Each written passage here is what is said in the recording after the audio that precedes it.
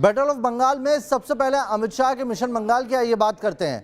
आज अमित शाह बंगाल में marathon mission पर रहे। रोड शो और रैली के जरिए अमित शाह ने पार्टी की संभावना को मजबूत बनाने की कोशिश की।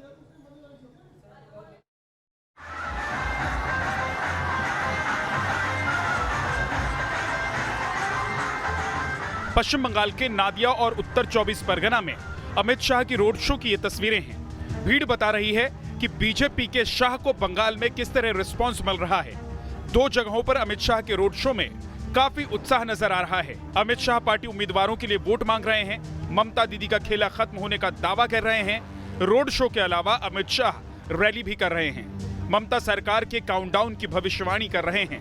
अभी दीदी बौखलाई हुई, हर रोज एक ही बात करती है, अमित शाह इस्तीफा दे, अमित शाह इस्तीफा दे, अमित शाह इस्तीफा दे।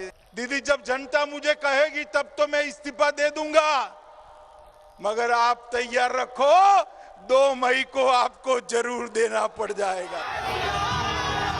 बंगाल में 4 चरणों में चुनाव हो चुके हैं। अब 5वें चरण की लड़ाई है। 5वें चरण के लिए बीजेपी ने बड़ी तैयारी की है। अमित शाह की अगुवाई में इन तैयारियों को अंजाम तक पहुंचाया जा रहा है। Team news nation.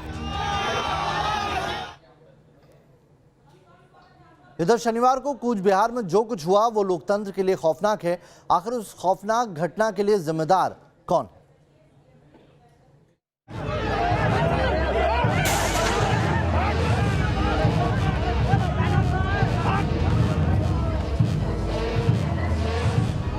जनता की भागीदारी, अहिंसा सबकी जिम्मेदारी, लोकतंत्र का मतलब यही है। लेकिन पश्चिम बंगाल में लोकतंत्र के महापर्व में लाशें बिछ रही हैं। कूच बिहार में 4 लोगों की मौत हुई, 4 परिवार तबाह हो गए। सुरक्षा बलों को इन 4 लोगों के खिलाफ कार्रवाई क्यों करनी पड़ी? इस पर गृह मंत्री अमित शाह ने अहम बयान दिया है। एक बूथ पर कुछ अज्ञात लोगों ने हमला किया। सीआरपीएफ के हथियार लूटने का प्रयास किया और जब सीएपीएफ ने अपने बचाव में अपने हथियार बचाने के लिए गोली चलानी पड़ी, इसमें 4 लोगों की एक मृत्यु हुई। ये बहुत दुखद घटना है। अमित शाह सुरक्षा बलों की कार्रवाई के लिए ममता बनर्जी को जिम्मेदार ठहरा रहे हैं। ममता के 7 अप्रैल के बयान का हवाला दिया जा रहा है। বাইরে থেকে এসে কেউ গুন্ডামি কোনো হিংসামি করতে না পারে, আর সিআরপিএফ যদি গন্ডগোল করে আমি আপনাদের মেয়েদের বলে দিচ্ছি, আপনারা ওদের ঘেরাও করে রাখবেন একদল, আর একদল ভোট দিতে যাবেন। একদল ঘেরাও করবেন, একদল ভোট দিতে যাবেন। একদল ঘেরাও করবেন, একদল ভোট দিতে যাবেন। ভোট নষ্ট করবেন না। আপনি যদি শুধু ঘেরাও করে রাখেন তাহলে ভাববেন ভালোই তো, ভোটটা তো পড়লো না। ওর এটাই কিন্তু চাল। लेकिन ममता बनर्जी के तेवर कायम हैं। ममता बनर्जी ने हिंसा के खिलाफ ब्लैक डे मनाया। ममता 14 अप्रैल को कूच बिहार के दौरे पर जाएंगी। ममता बनर्जी चुनाव आयोग पर भी सवाल उठा रही हैं। 72 घंटा आपके दिया लो, আমি 14 तारीख তাদের সাথে দেখা করব। 72 घंटा आपके दिए, okay I be waiting for. Bengal में जो सियासी हालात हैं वो बेहद खौफनाक हैं। बंगाल की सियासत में हिंसा की संस्कृति क्या कभी रुकेगी? सब इसी सवाल का जवाब जानना चाहते हैं, लेकिन किसी के पास इसका जवाब नहीं है। Team news nation. बंगाल की जंग जीतने के लिए बीएसपी ने भी पूरा जोर लगा दिया है। कोलकाता के मशहूर रामलीला ग्राउंड में पार्टी के नेशनल कोऑर्डिनेटर आकाश आनंद ने रैली की और जनता से बीएसपी उम्मीदवारों को जिताने की अपील की। जरा दिल से बोलिए जय भीम, जरा फख्र होके बोलिए जय भीम। बंगाल के सियासी समर को त्रिकोणीय बनाने के लिए बीएसपी ने पूरी ताकत झोंक दी है। तस्वीरें देखिए, ये कोलकाता के मौला अली में मौजूद रामलीला ग्राउंड की है। रामलीला ग्राउंड में आज बीएसपी समर्थकों की बड़ी भीड़ आई। इस भीड़ के हीरो थे बीएसपी के नेशनल कोऑर्डिनेटर आकाश आनंद, जिन्होंने बंगाल में खुद मोर्चा संभाल लिया है और सच्चे बदलाव के लिए लोगों से बीएसपी को वोट करने की अपील कर रहे हैं। बीएसपी के नेशनल कोऑर्डिनेटर आकाश आनंद ने कहा कि बीएसपी सत्ता के हस्तांतरण से कहीं आगे सामाजिक राजनीतिक तौर पर संपूर्ण बदलाव की सोच रखती है। रामलीला ग्राउंड की महारैली में उन्होंने पूर्ण बदलाव के लिए जनता से जीत का आशीर्वाद मांगा। बाबा साहब डॉक्टर भीमराव अम्बेडकर एवं माननीय श्री काशीराम जी वह इनके बताए हुए रास्ते पर चल रही माननीय बहन कुमारी मायावती जी की सलाह मानकर यहाँ अपने स्टेट में बीएसपी का जनाधार बढ़ाना होगा। बंग की जंग के 4 राउंड पूरे हो चुके हैं, लेकिन इस बार के चुनाव में सीधे सीधे सामाजिक तौर पर पिछड़ों की कोई बात होती नहीं दिख रही और न ही किसी दल ने पिछड़ों की मांगों को अपने मैनिफेस्टो में बड़ी जगह दी है। बीएसपी के नेशनल कोऑर्डिनेटर ने सूबे में सरकार बनने पर सामाजिक तौर पर पिछड़े वर्ग को उनका हक हर हाल में दिलाने का वादा किया। मजदूर, छोटे व्यापारी, कर्मचारी एवं मेहनतकश लोगों को भी लाभ दिलाना चाहते हैं तो फिर आप लोगों को बाबा साहब डॉक्टर भीमराव अम्बेडकर एवं मान्यवर श्री काशीराम जी व इनके बताए हुए रास्ते पर चल रही माननीय बहन कुमारी मायावती जी की सलाह मानकर यहाँ अपने स्टेट में बीएसपी का जनाधार बढ़ाना होगा। अब आया ना मजा, लग रहा है हाथी उठने वाला है इधर। इस बार के चुनाव में आकाश आनंद ने बीएसपी की तरफ से खुद मोर्चा संभाल रखा है। इससे पहले तमिलनाडु में भी आकाश आनंद खुद एक कैंडिडेट को मिशन मोड में काम करने की टिप्स दे चुके हैं। अब बंगाल में बीएसपी उम्मीदवारों की जीत के लिए उन्होंने पूरी ताकत झोंक रखी है। आकाश आनंद की रैली में आज जिस तरह से भीड़ उमड़ी है वो देश भर में उनकी बढ़ती लोकप्रियता को दिखा रही है। Team news nation. और चलिए आगे देखते हैं हम दिन भर की तमाम बड़ी खबरें नेशन टॉप 10 में।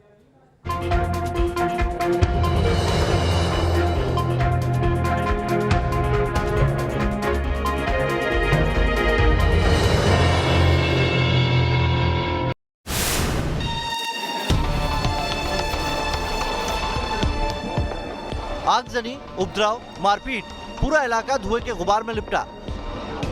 राजस्थान में 12 जिले के छबड़ा कस्बे में हिंसा ने भयानक रूप अख्तियार कर लिया।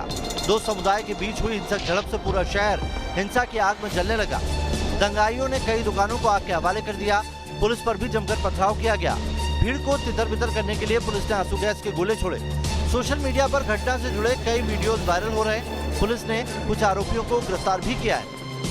मारपीट की घटना हुई थी, उसमें जो इंजर्ड थे उनको अस्पताल पहुंचा दिया गया था और इंजर्ड के कई अनुसार मुकदमा दर्ज करके 307 में और 3 मुलजिमों को राउंड अप कर लिया गया है। 2 अन्य जिनकी तलाश जारी, उनको शीघ्र गिरफ्तार किया जाएगा।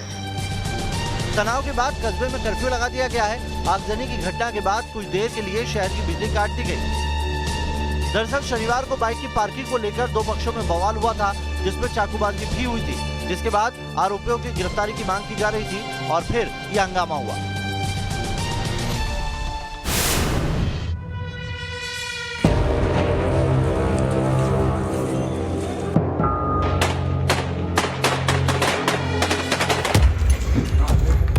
सुरक्षा बलों के चक्रव्यूह में एक एक करके आतंकियों की सांसें उखड़ रही है।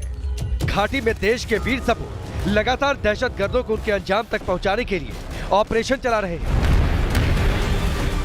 जम्मू कश्मीर के शोपियां जिले में सुरक्षा बलों के साथ रात भर चली मुठभेड़ में 2 और आतंकी मारे गए। इसके साथ ही मुठभेड़ में मारे जाने वाले आतंकवादियों की संख्या बढ़कर 3 हो गई है। ये सभी आतंकी अल बदर संगठन के सदस्य थे। दक्षिण कश्मीर में शोपियां जिले के हादीपुरा में सुरक्षा बलों और आतंकवादियों के बीच मुठभेड़ हुई। इसमें एक आतंकवादी शनिवार को मारा गया था। सेना घाटी में किस तरह से ऑपरेशन मोड में है, इसका अंदाजा इसी से लगाया जा सकता है कि 48 घंटे में 10 आतंकियों को सेना ने दोजख की राह दिखा दी है। मारे गए आतंकियों में से एक 14 साल का नाबालिग भी था, जिसको सरेंडर कराने की कोशिशें की गई, लेकिन सफलता नहीं मिली। साउथ कश्मीर के बिजबेहारा और शुपेन इलाके में मिलिटेंट्स और सिक्योरिटी फोर्सेस के बीच 2 इनकाउंटर्स लगातार जारी है। अभी तक शुपेन इनकाउंटर में 3 मिलिटेंट्स मारे गए हैं। इससे पहले गुरुवार को जम्मू कश्मीर में शोपियां की एक मस्जिद में आतंकवादी घुस गए थे। सुरक्षा बलों ने धार्मिक स्थल को बचाते हुए 5 आतंकवादियों को ढेर कर दिया था। दक्षिण कश्मीर के अशांत शहर में 20 साल से अधिक समय में पहली बार 5 आतंकवादियों को मार गिराया गया। धनाधन लाठियों की बारिश, घेराबंदी ऐसी कि संभलने का मौका नहीं मिल रहा। बिहार की ऐसी तस्वीर जहां खाकी पर ही भीड़ का गुस्सा फूटा है। तस्वीरें बिहार के कटिहार की है, जहां पर शराबियों को पकड़ने गई पुलिस की टीम पर आफत आ गई। इलाके के लोगों ने पुलिस टीम को चारों ओर से घेर लिया और शुरू कर दी पुलिस कर्मियों की पिटाई। तस्वीरों में देखा जा सकता है कि कैसे पुलिस वाले बेबस नजर आ रहे हैं। वो अपने बचाव में कुछ भी नहीं कर पा रहे। इस मारपीट में एसआई समेत 3 महिला पुलिसकर्मियों को चोट आई है। हालात ऐसे हो गए कि पुलिस की टीम को किसी तरह से जान बचाकर भागना पड़ा। इसमें 2 आदमी को जेल भेजा गया है, बुधन शाह और पिंकी देवी को। रात भी छापामारी हो रही है। हम लोग किसी भी कीमत पर किसी भी असामाजिक तत्वों को, ऐसा करने वाले व्यक्ति को हम लोग बख्शेंगे नहीं। तुरंत हम लोग कार्रवाई कर रहे हैं। खबर मिलने के बाद अतिरिक्त पुलिस बल बुलाकर एक महिला और एक पुरुष को गिरफ्तार किया गया। पुलिस ने मामले में 17 नामजद और 15 अज्ञात लोगों के खिलाफ मामला दर्ज किया है। लेकिन सबसे बड़ा सवाल तो पुलिस पर ही है कि आखिर जब बिहार में शराबबंदी है तो नशे का ये कारोबार बिहार में कैसे फल फूल रहा है।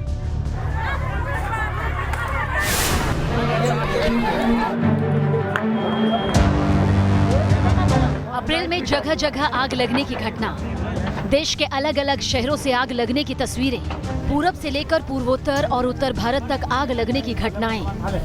बिहार की राजधानी पटना के पाटलिपुत्र इलाके की झुग्गियों में अग्निकांड का ये वीडियो है। बताया जा रहा है कि सिलेंडर में विस्फोट हुआ और आसपास के इलाके को आग ने अपनी चपेट में ले लिया। धू धू कर आशियाने जल रहे हैं। इसके साथ ही कई लोगों के सपने। इस संदूक में रखा सब कुछ जलकर खाक हो गया। पास बैठी संदूक की मालकिन रो रही है। मौके पर पहुंची फायर ब्रिगेड की गाड़ियों ने बड़ी मुश्किल से आग पर काबू पाया। गुरुग्राम में भी कुछ ऐसी ही तस्वीर सामने आई। गुरुग्राम की झुग्गियों को आग ने अपनी चपेट में ले लिया। झुग्गियां जल रही हैं। इसके साथ ही आग के काले धुएं ने पूरे इलाके को अपनी चपेट में ले लिया। आग पर काबू पाने के लिए दमकल की 12 गाड़ियों को मौके पर भेजा गया। आग इतनी भयंकर थी कि कई किलोमीटर दूर तक आग की लपटें दिखाई दी। अग्निकांड की अगली तस्वीर नोएडा की है। यहाँ के बहलोलपुर की झुग्गियों को आग ने अपनी चपेट में लिया। जिधर नजर दौड़ाओ काले धुएं का बवंडर।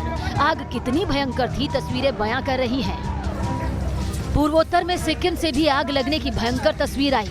अग्निकांड में 2 मंजिला इमारत पूरी तरह जलकर खाक हो गई। अग्निकांड से लोगों को बचाने के लिए आईटीबीपी के जवानों ने बड़ी भूमिका निभाई। जैसे जैसे गर्मी बढ़ रही है, आग लगने की घटनाएं भी बढ़ती जा रही हैं।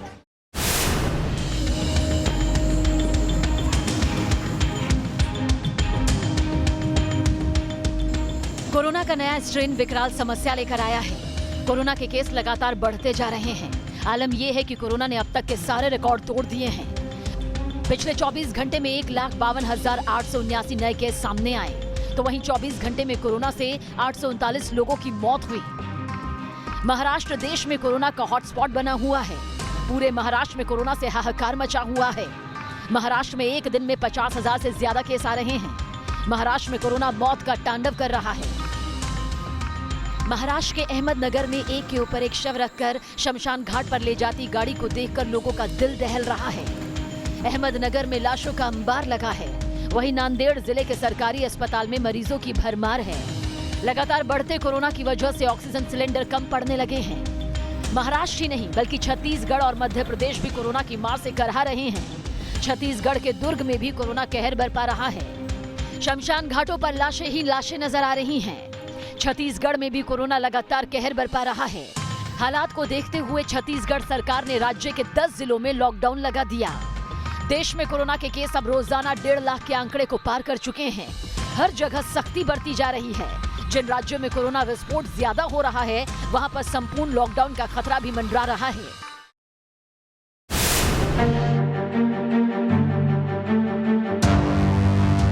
दिल्ली ने कोरोना की ऐसी रफ्तार नहीं देखी।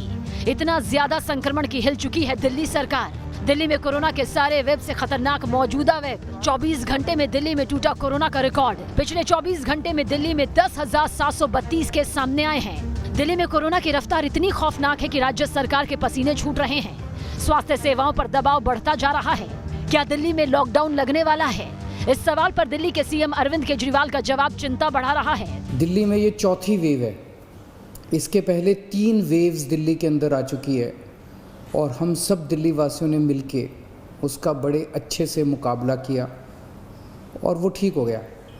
अब ये चौथी वेव आई है जो बेहद ख़तरनाक है। बहुत तेज़ी से बढ़ रहा है। इतना तेज़ी से बढ़ रहा है कि बहुत सारे लोगों की समझ के बाहर है। दिल्ली में 10,732 केस पिछले 24 घंटे में आए हैं।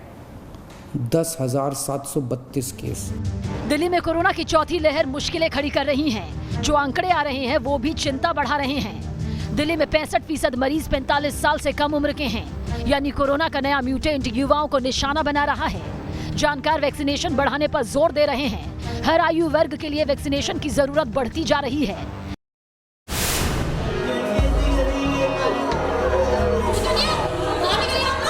इस माँ की दुनिया उजड़ गई, आंखों का तारा गाल के गाल में समा गया। कोरोना का ऐसा दंश लगा जिसको बयां नहीं किया जा सकता। तस्वीरें प्रयागराज के अस्पतालों की बदइंतजामी को बयां कर रही हैं। प्रयागराज में कोविड अस्पताल में बेड की भारी कमी है। हालत यह है कि कोरोना पॉजिटिव होने की वजह से एक मासूम ने दम तोड़ दिया। कल शाम के 5 बजे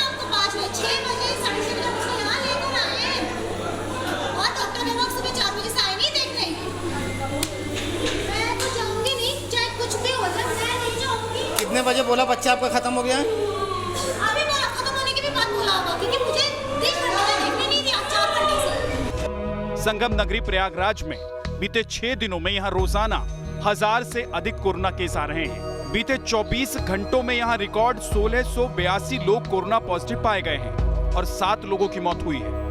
स्थिति कितनी भयावह है इसका अंदाजा इस बात से लगाया जा सकता है कि यहाँ संक्रमित होने वालों की दर 15% तक पहुंच गई है, तो वहीं अस्पतालों में बेड की भारी किल्लत है। हम इस वक्त तेज बहादुर सप्रू जिला चिकित्सालय में मौजूद हैं और यहाँ पर भी 160 बेड का बताया जाता है कोविड हॉस्पिटल तैयार किया गया है। तमाम पेशेंट एडमिट्स हैं, लेकिन तमाम ऐसे पेशेंट अभी भी हैं जिनको यहाँ पर भटकना पड़ रहा है, जगह नहीं मिल रही है। हमारे साथ एक सज्जन हैं, इनके साथ एक पेशेंट हैं, वो कार में आप देख सकते हैं, वो कोविड पेशेंट हैं और काफ़ी समय से ये लोग वेट कर रहे हैं। तमाम अस्पतालों के चक्कर लगा चुके हैं। कोरोना के कहर से इलाहाबाद हाईकोर्ट के जज भी नहीं बच सके।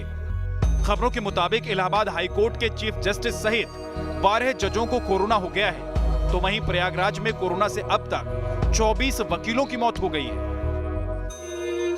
2 घंटे में 24 शव। लाशों का अंबार है, लेकिन कईयों को अंतिम संस्कार का इंतजार है। लखनऊ के भैंसा कुंड शमशान में चिताओं की राख ठंडी नहीं हो पा रही है कि बाहर शवों को लेकर एम्बुलेंस की कतार नजर आ रही है। लखनऊ में सुबह 9:30 बजे से 11:30 बजे तक, यानी कि सिर्फ 2 घंटे में 24 डेड बॉडी शमशान पहुंची। सभी की मौत कोरोना से हुई। लखनऊ में कोरोना भयावह रूप लेता जा रहा है। मौतें बड़ी संख्या में हो रही हैं, जिस वजह से अंतिम संस्कार के लिए भी एक लंबी लाइन देखने को मिल रही है तमाम शमशान घाटों पर। और ये देखिए, जो टीन शेड है उसके बाहर ये चिताएं बनाई गई थी जहां पर कोविड डेड बॉडीज़ को जलाया गया। तो जाहिर बात है कि अब स्थान की भी शमशान घाटों में मानो कमी पड़ रही है। पूरे यूपी में कोरोना से अफरा तफरी है। वाराणसी में भी कोरोना के बढ़ते प्रकोप को देखते हुए काशी विश्वनाथ मंदिर को लेकर प्रशासन ने कई एहतियाती कदम उठाए हैं। भक्तों के गर्भगृह के अंदर प्रवेश पर रोक लगा दी गई है। मंदिर के अंदर नहीं जाने दिया जा रहा है, लेकिन झांकी दर्शन बाबा का किया जा रहा है। बहुत दिव्य दर्शन हुआ है बाबा का। प्रशासन कोरोना पर काबू पाने के लिए हर मुमकिन कोशिश कर रहा है, तो यूपी के सीएम योगी आदित्यनाथ भी हालात पर नजर बनाए हुए हैं। वैक्सीनेशन पर जोर दिया जा रहा है। सीएम योगी ने ट्वीट किया, मुझे विश्वास है टीका उत्सव कार्यक्रम के साथ जुड़कर व 2 गज दूरी, मास्क है जरूरी के मंत्र का पालन कर हम लोग अवश्य कोरोना को परास्त करेंगे। कोरोना का मौजूदा वेव यूपी में काल बनकर टूट रहा है। जानकारों की माने तो अप्रैल महीने में हालात के और बिगड़ने की आशंका जताई जा रही है। बचाव का एक ही उपाय नजर आता है, टीकाकरण और सावधानी।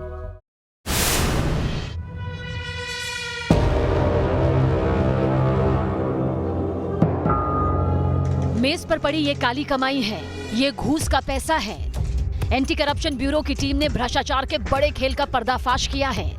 एंटी करप्शन ब्यूरो की कार्रवाई में 80 लाख रुपए बरामद किए गए।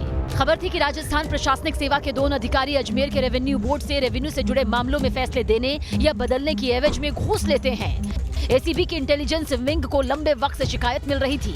इसके बाद दोनों पर कार्रवाई की गई। जयपुर में आरएएस बीएल मेहड़ा के घर से 40 लाख रुपए बरामद किए गए। बताया जा रहा है कि एक दलाल के जरिए घूसखोरी का खेल चल रहा था। बीएल मेहड़ा साहब के यहाँ से भी अभी तक 40 लाख रुपए कैश बरामद हुए हैं। और उसके अलावा जो रेवेन्यू बोर्ड में संबंधित अधिकारियों का जिनका भी इस प्रकरण में नाम आ रहा है, उनके ऑफिस को सील किया जा रहा है। 2 अधिकारियों के साथ मामले में एक दलाल को गिरफ्तार किया गया। बताया जा रहा है कि दलाल के जरिए पैसों का ये काला खेल जारी था। शक है कि इस काले खेल में और लोग भी शामिल हैं। पूरे मामले की जांच की जा रही है।